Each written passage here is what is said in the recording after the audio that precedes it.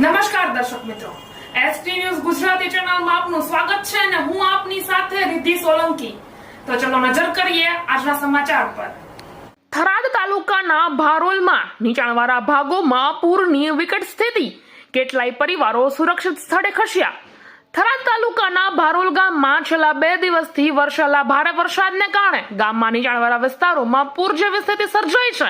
ગામના અનેક વિસ્તારોમાં પાણી ભરાઈ જતા લોકોના દૈનિક જીવન પર ગંભીર અસર થઈ છે। ગામના મોટા ભાગના ઘરોમાં પાણી ઘૂસી જતા લોકોના ઘરેણાં, અનાજ, ફર્નિચર જેવી જરૂરી વસ્તુઓને ભારે નુકસાન થયું છે।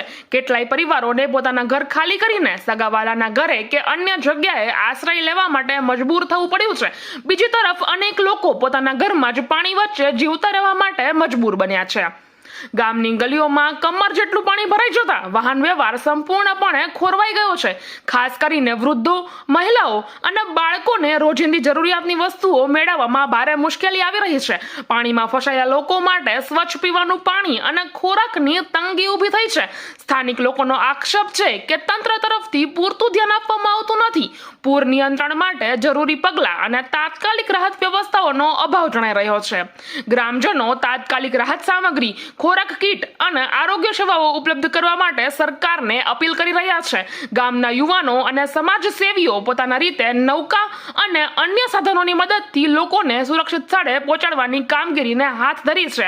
તેમ છતાં પૂરની પરિસ્થિતિને કારણે હાલ ગામમાં અશાંતિ અને ભયનો માહોલ જોવા મળી રહ્યો છે। પ્રેસ રિપોર્ટર દિનશા વ્યાસ સાથે એસટી ન્યૂઝ ગુજરાતી, થરાદ।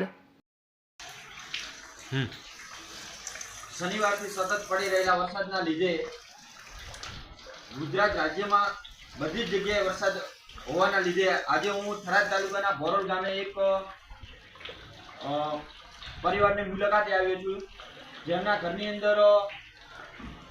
આંગણાની અંદર તમે જોઈ શકો છો ગુડા સામે પાણી ભરાઈ ગયું છે। જ્યારે એમને બહાર નીકળવું હોય તો આટલે પાણી ભરાયેલું છે। સતત શનિવારથી પડી રહેલા વરસાદને લીધે જનજીવન અસ્તવ્યસ્ત થઈ ગયું છે।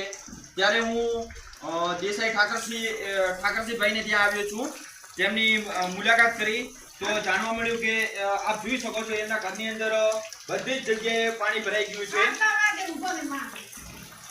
ઘરની અંદર પાણી ભરાઈ ગયું છે। કોઈ જગ્યાએ ભોજન બનાવી શકે તેવી પણ વ્યવસ્થા નથી। તંત્ર દ્વારા કોઈ વ્યવસ્થા કરવામાં આવી નથી। આપણે મુલાકાત કરીએ તેમની ઠાકરસિંહભાઈથી, તેમજ તેમના માતાજી પણ આપ જોઈ શકો છો પાણીની અંદર ઉંમરલાયક છે, સતત હેરાન થઈ રહ્યા છે।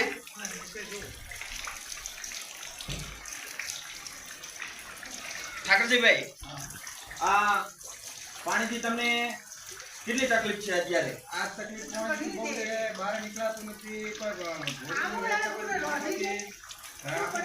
નીકળવું નીકળે એમ કામગીરી પણ નીકળી છે।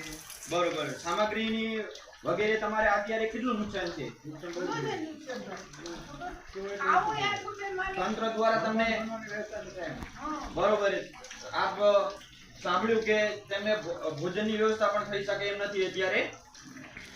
તંત્ર દ્વારા તમને શું મદદની જરૂર છે અત્યારે? તંત્ર દ્વારા જરૂરી એવી છે પાણીનો નિકાલ કરે, પાણીનો નિકાલ। સતત દર વર્ષે આવી પરિસ્થિતિ સર્જાય છે કે અમુક 2015માં આવ્યો, 17માં 17 કરતા આ સાલ 2025માં વધારે 2015-17માં પૂર આવ્યો, છતાં પણ આની વ્યવસ્થા કરવામાં આવી નથી તંત્ર દ્વારા।